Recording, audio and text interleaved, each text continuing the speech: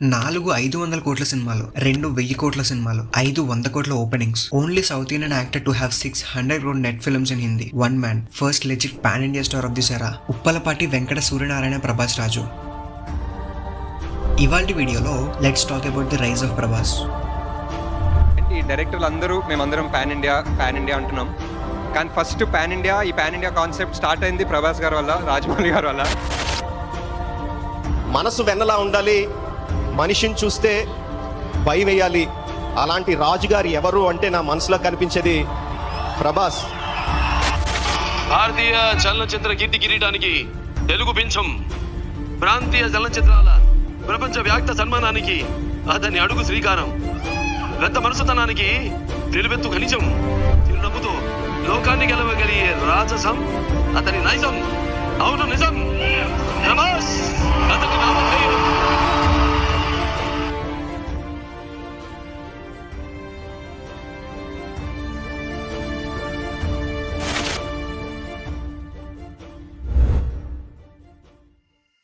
Section 1 Prabhas early career. తన career Eeshwar మూవీతో start అయిందని అందరికీ తెలుసు. ఆ ఈశ్వర్ అండ్ తర్వాత వచ్చిన రాఘవేంద్ర అంత సక్సెస్ అవ్వలేదు. ఆ టైంలో వచ్చింది వర్షం. 2002లో ఈశ్వర్ మూవీతో డెబ్యూ ఇచ్చిన 2004 దాకా ఫస్ట్ హిట్ పడలేదు ప్రభాస్ కి. అండ్ ఆ తర్వాత కూడా అడవి రాముడు, చక్రం అంతగా ఆడలేదు. అప్పుడు రిలీజ్ అయిన ఛత్రపతి అసలైన కమర్షియల్ సక్సెస్. ప్రభాస్ ని ఒక మాస్ హీరో చేసిన ఫిల్మ్ అది. దీని తర్వాత కూడా పర్ఫెక్ట్ ఫిల్మ్ లేదు. పౌర్ణమి, యోగి, మున్నా, బుజ్జిగాడు, బిల్లా, ఏక్ నిరంజన్ ఫ్లాప్స్ గా యావరేజ్ ఫిల్మ్స్ గానే ఉన్నాయి. బాక్స్ ఆఫీస్ దగ్గర పెద్దగా ఇంపాక్ట్ ఏం క్రియేట్ చేయలేదు.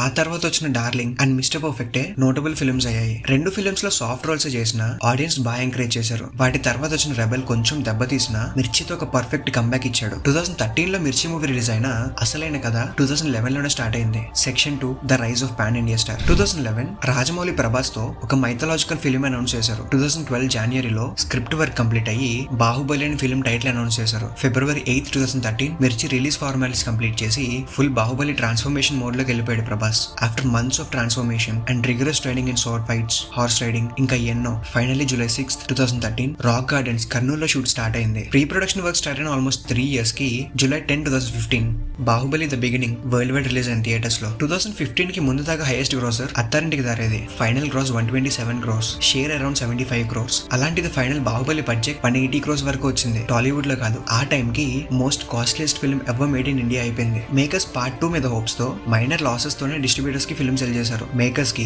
ఎస్ఎస్ఆర్ కి ఎన్ని డౌట్స్ ఉన్నా ఈ జర్నీలో రాక్ లాగా వాళ్ళ పక్కన నిలిచింది ప్రభాస్. బాహుబలి సినిమాకి డైరెక్టర్ని, నువ్వు చాలా గొప్ప సినిమా తీస్తున్నావు, అద్భుతమైన సినిమా తీస్తున్నావు అని నన్ను వెన్ను తట్టి నా పక్కన నిలబడి నాకు ఎనర్జీని ఇచ్చింది ప్రభాస్. 3 సంవత్సరాల క్రితం తనకి మొత్తం కథ అంతా చెప్పాను. 2 సంవత్సరాల క్రితం తన డేట్స్ అడిగానండి. డార్లింగ్, ఇంత పెద్ద సినిమా తీస్తున్నాం కదా, నాకు 1 సంవత్సరం పాటు నీ డేట్స్ కావాలి అని చెప్పి. ప్రభాస్ నవ్వి, మీరు ఎన్ని రోజులు తీస్తారో మీకు తెలియదు డార్లింగ్, 2 సంవత్సరాలు నేను ఈ సినిమాకి నేను డేట్స్ ఇస్తున్నాను అన్నాడు. 2 సంవత్సరాల్లో ఏ రోజు కూడా ఇదేంటి ఇన్ని రోజులు తీస్తున్నారు, ఇలా అయితే నా డేట్స్ ఎలాగా, నా నెక్స్ట్ సినిమా ఎలాగా, ఇది ఎలాగా అని ప్రొడ్యూసర్స్ కానీ నన్ను కానీ ఏ టెన్షన్ పెట్టకుండా మనం తీసి సినిమా ఏంటి బాహుబలి ఇంటర్నేషనల్ లెవెల్ సినిమా అని చెప్పి మాకు ప్రతిసారి మాకు ఎనర్జీ బూస్ట్ ఇచ్చిన Prabhas.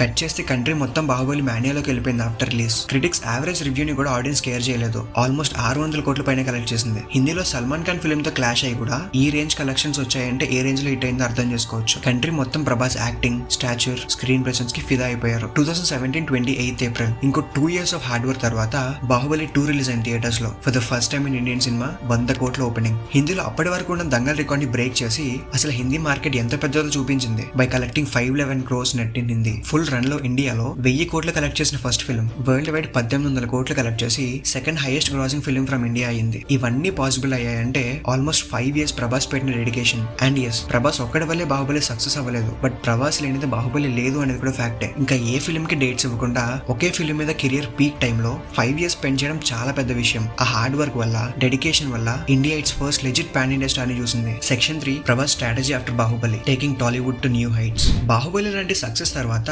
Upcoming films success continue చేయడం ఏ యాక్టర్ కన్నా చాలా ఇంపార్టెంట్. నెక్స్ట్ ఫిల్మ్ మీద ఇండియా మొత్తం ఎక్స్పెక్టేషన్స్ హెవీగా ఉంటాయి. యూజువల్ గా ఏ యాక్టర్ అయినా సేఫ్ గా పెద్ద డైరెక్టర్స్ తో మూవీ చేద్దాం అనుకుంటారు. కానీ ప్రభాస్ ఒకే ఒక్క సినిమా డైరెక్ట్ చేసిన యంగ్ డైరెక్టర్ సుజీత్ కి ఛాన్స్ ఇచ్చాడు. స్టోరీ అండ్ విజన్ ని నమ్మి ఈ ఫిల్మ్ సుజీత్ చేతిలో పెట్టాడు. ఆ టైం కి 2.0 తర్వాత బిగ్గెస్ట్ బడ్జెట్ స్పెండ్ చేసిన ఫిల్మ్ సాహో. ఒక యంగ్ డైరెక్టర్ ని నమ్మి ఒక సినిమా మీద 350 నుండి 400 కోట్లు ఏ ప్రొడ్యూసర్ మాత్రం పెడతారు చెప్పండి. ప్రొడ్యూసర్స్ కి ప్రభాస్ అంటే ఒక నమ్మకం. ఒక యంగ్ డైరెక్టర్ అతని విజన్ ని ఆడియన్స్ దగ్గర ఈ స్కేల్ లో తీసుకెళ్లడానికి సపోర్ట్ ఇచ్చాడు ప్రభాస్. సాహోని పాన్ ఇండియన్ ఫిల్మ్ లోనే కాదు, పాన్ వరల్డ్ ఫిల్మ్ లో డిస్క్రైబ్ చేయొచ్చు. అప్పటిదాకా ఇండియన్ సినిమాలను చూపించిన realistic visual effects and action sequences ఈ హై బడ్జెటెడ్ యాక్షన్ థ్రిల్లర్ చూపించారు. ఫైనల్లీ మూవీ అయితే నెగటివ్ అండ్ మిక్స్డ్ టాక్ తో కూడా 400 కోట్ల దాకా కలెక్ట్ చేసింది. హిందీ మార్కెట్ లో 165 crores కలెక్ట్ చేసి ప్రభాస్ స్టార్డమ్ ఏంటో మళ్ళీ ప్రూవ్ చేసింది. అండ్ ఈ మూవీతో Prabhas Tollywood film making level లో పెంచాడు. అండ్ యంగ్ డైరెక్టర్స్ కి ఇలాంటి కొత్త థాట్స్ వచ్చేలా చేశాడు. అండ్ తర్వాత ఎక్స్పెరిమెంట్స్ చేయాలన్నట్టుగా మళ్ళీ తన డార్లింగ్ ఎరాలోకి వెళ్ళి రాధాకృష్ణ కుమార్ తో ఒక లవ్ స్టోరీ రాధేశ్యామ్ అండ్ అప్పటిదాకా చెయ్యని ఒక మైథలాజికల్ రోల్ ఓం రావు తో Adipurush. 2 movies box office పరంగా ఫెయిల్ అయ్యాయి కరెక్టే, కానీ ఆ మూవీస్ ప్రీ రిలీజ్ బిజినెస్ చూసుకుంటే ఫిల్మ్ ఇండస్ట్రీ ప్రభాస్ మీద ఎంత నమ్మకం పెట్టుకుందో అర్థమవుతుంది. డిజాస్టర్ మూవీస్ తో కూడా big openings and decent full run collections Prabhas కే సాధ్యం. ఈ 2 ఫ్లాప్స్ తో ప్రభాస్ పాన్ ఇండియా క్రేజ్ తగ్గిపోయింది అనుకున్నారు, బట్ అప్పుడు వచ్చాడు కాటేరమ్మ కొడుకు.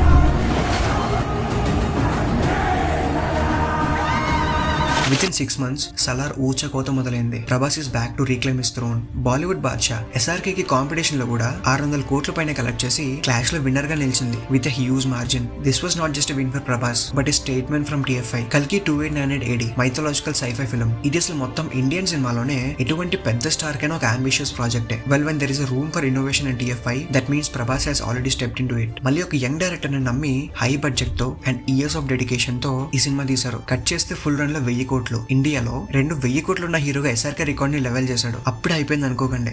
సలార్ అండ్ కల్కి success. Upcoming crazy lineup starting from Salaar sequel to Spirit. మొత్తం ప్రభాస్ బర్త్డే రోజు the rule of Prabhas part 2 లో మాట్లాడుకుందాం. Until then stay tuned to track Tollywood.